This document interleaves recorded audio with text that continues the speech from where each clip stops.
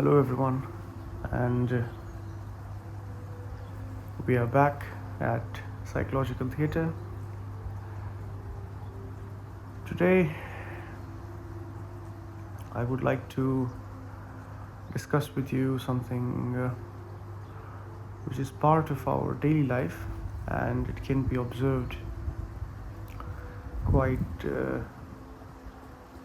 quite easily, quite naturally, because this is one of the feature of the mind which is quite easily exposed, and you can be aware of it in your everyday life. We have already started putting steps towards the understanding of thought, and all these recent talks that have happened, or the last one that we had, and today as well, they are all exposing thought in one way or another.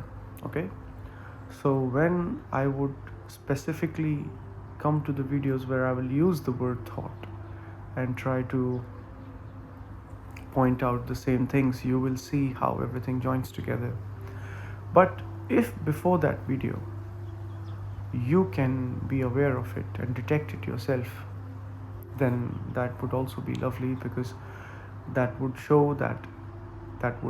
you yourself that your listening has been fruitful. Your listening has ignited a spark of perception inside of you, which is all the motive of these talks. So today I would like to share this aspect of how the mind is always looking for small fragments. If the word fragment is not clear to you, you could use the word pieces or the word parts, for example. But I guess the word fragment is more neutral. It's a little scientific word, and it's not being used in the common terminology, and that's why it doesn't carry any emotional burden to it. It's a quite open word in that sense. So what and how we can see this? What is it and how we can see this in our life? Let's look at it. Have you observed that whenever the mind is looking for something, the mind actually knows exactly what it wants? There might be doubts about how the mind is going to get it, if the mind will succeed in getting it, what will be the method to get whatever the mind wants.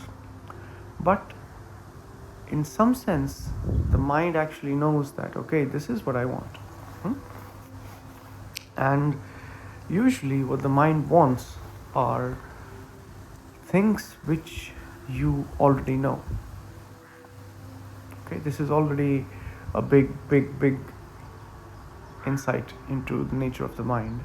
That can you see how the mind always asks for things which it already knows? A mind will not ask something from a different galaxy, from a specific star about which you don't know anything, from a specific planet about which you don't know anything,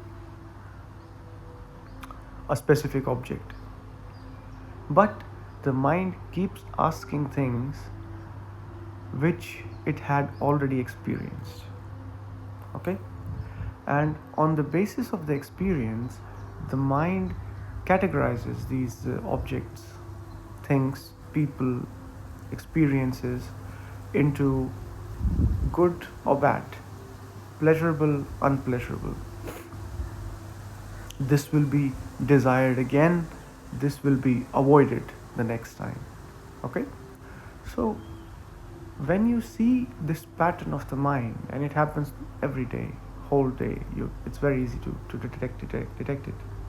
You would see that the mind is asking for things which it already knows, because in those things the mind is already trusting, because the mind had experienced those things, the mind knows what kind of experience they have given to you, and the mind wants to repeat that experience. So, as to say, the mind wants to stay in the state of that pleasant experience that specific object or person or relationship had created.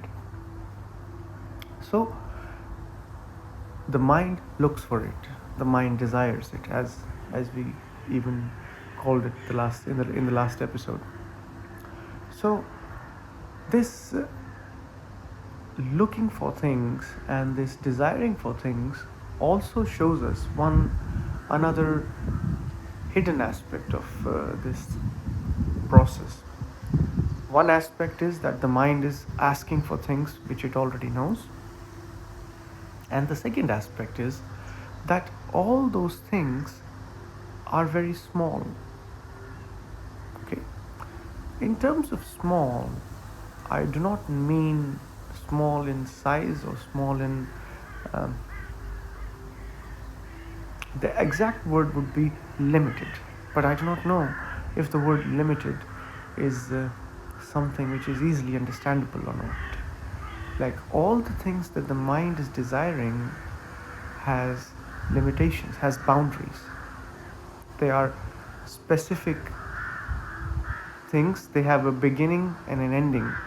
Okay, and because these things are limited, the mind can grasp them, the mind can even approach to have them. Okay, the mind never tries to desire, the mind never tries to approach something which is immeasurable. Okay, something which is so big that the mind cannot uh, accept it, that the mind cannot uh, I don't know, that it cannot be delivered to the mind, because the immensity of something immeasurable, the immensity of something huge, the mind is afraid of it. Okay, so from the context of the immeasurable, you would see the mind is asking for fragments, pieces, small things, or limited things. Okay, I want a house. The mind can easily grasp what is a house. The mind can totally understand it. The mind can know where the house begins, where it starts, as an object, so as to say. Okay, the mind wants a lot of money. Again, it's a limited thing. You can still count how much money you have. You can still put a limitation to whatever you have in terms of money. So, in that sense, you would see that the mind is never asking for something absolutely huge. Even your huge desires that you call, I want to be the richest man in the world, for example, is still limited. It still has a limitation of 63 billion or 100 billion or whatever is the number. I'm sorry, I do not know at the moment what's the current trend of the richest person in the world, but yeah. But that is how you would see that the mind is asking for pieces. Okay, even in terms of experiences, when the mind says, I want to have this experience, okay, let's say the mind says, I want to have an experience of eating an ice cream again, or eating something you like very much, and this is one example. You can put all experiences in this. Then you exactly know at which point this experience begins. You exactly know what is the peak of this experience, the peak that this experience will deliver to you. You exactly know at which point the experience will end. Okay, so in a way, this experience or any experience that the mind is asking is in the field of the mind, it's in the limitation of the mind, it's in the range of the mind, it's in the area of the mind, so as to say. So you will see that the mind is constantly and repetitively asking for small fragments, small fragments. this experience, that experience. Okay? It never asks for an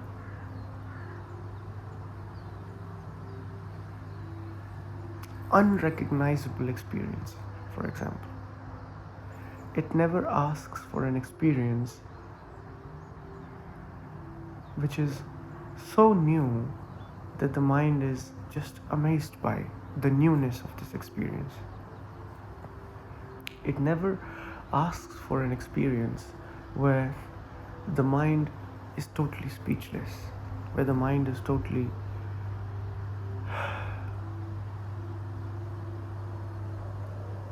shocked in a good way. You know, it is shocked, but it's not shocked because it's scared.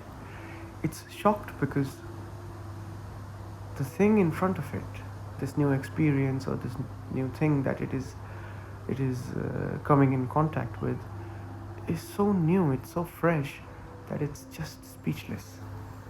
Okay? But you would see the mind is not desiring this kind of things. The mind is always desiring the things, first of all, as we said, which it already knows and which are limited. The mind is never desiring something unlimited, an experience which never ends, for example. The mind will not desire this kind of experience because there is a hidden danger in it. And I think inherently the mind knows this danger.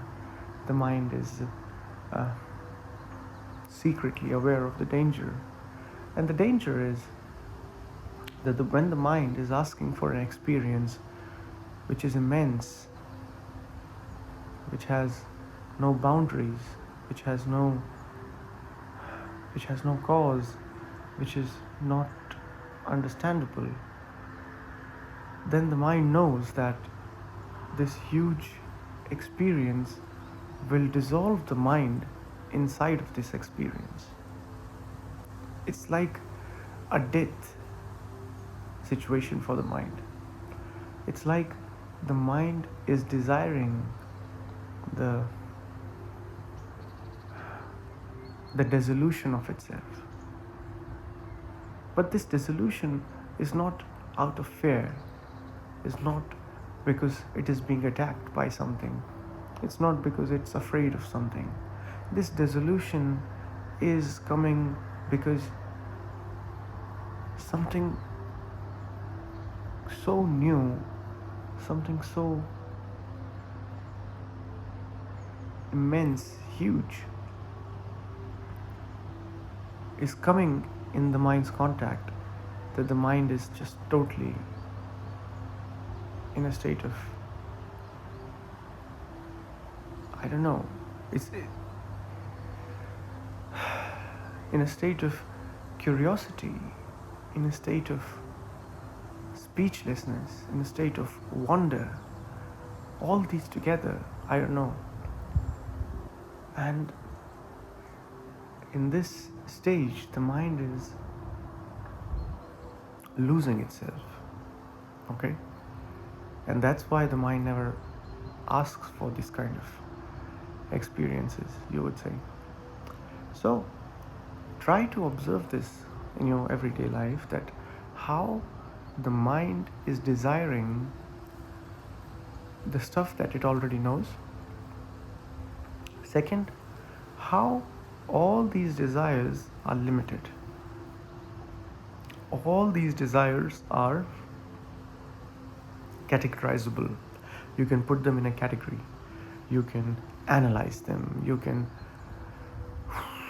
check where they begin and where they end. Okay? They have a limitation around them. They can be defined, let's say it like this. The word definition comes from the word definite, which means to have a boundary, right? So when you define something, you are providing a boundary to that thing. Okay? When I say an apple, I define the space in which the apple exists. I wonder if you see this. So in the same way, if mind can define an experience, the mind is putting a boundary on that experience, and because it's putting a boundary on that experience is limited. I wonder if you see it from these words. And because it's limited, it's graspable. And because it's graspable, the mind feels safe with it. Okay? So try it. Try it in your everyday life, that how the mind is asking for these small fragments every day. And then see why the mind is asking for these small fragments every day.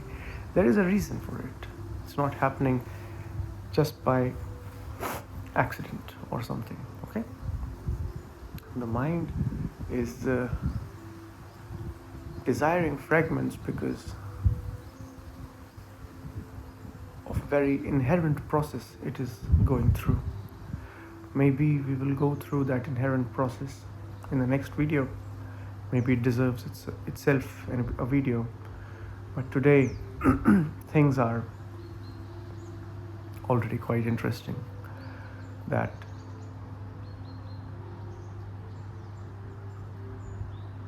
you would never desire the experience of complete silence, so as to say. You would never desire an experience which includes everything, which doesn't have a boundary. I know my words are becoming a little bit poetic, even though I try to keep things as connected as possible, but in the realm of thought, in the realm of desire, in the realm of the mind, things can be kept quite connected, rational, logical, to the point. But the moment I try to say something about the realm which is outside the field of thought, and with outside I don't mean there's a boundary, and outside that boundary the realm is existing. It just simply means that there are two different dimensions. Thought has its dimension, and there is something which is outside the dimension of thought, which is not in the dimension of thought. And when I have to talk about that, words sound poetic, okay? Because that dimension includes the opposites. In the realm of thought, goodness and evil can be categorized easily. And that's why the mind can understand this kind of statement. The mind can grasp this kind of statement. But in the realm which is outside the field of thought, goodness and evil are together, or neither of them exist, you can say like that. Or I have to say they both exist at the same time. And when I say this kind of statements, then it's very difficult for the mind to accept them, because they sound very poetic, and because logically the mind doesn't experience this kind of experience where the mind is happy and sad at the same time. Okay? But let's not go that far. Let's stay in our limits and one step at a time. And today we will just learn without a doubt, without any kind of confusion in our minds, that the mind is desiring this kind of fragments. The mind is desiring things which it already knows. Okay? And one big danger of this kind of living is it creates boredom. When the mind will desire same things again and again and again, eventually your life will become bored. Eventually you will say, I need to go for bungee jumping. I need to go to see another beautiful architecture of a new city. But you completely ignore that all of this is happening because your mind is asking the same thing again and again, in fragments, in limits, in limited doses. Okay? So try this, and everything is just lighting up here. I can show you The sun is just showing its initial colors. So please try it in your own time, at your own place, whenever you're comfortable. And if you have some questions, please write to me in the comments, and I would try to answer them. I received one comment last time that someone was feeling that the videos are helping, and I'm really happy that it's helping someone. And as this person suggested, that this person listened to the video at 2x speed, which is a feature of YouTube now. If that's what works for you, why not? But if you have enough time, I would say listen it on the normal speed and enjoy the silence in between as well. But if the 2x method works for you, then why not? You can use that one. So thank you very much. Bye.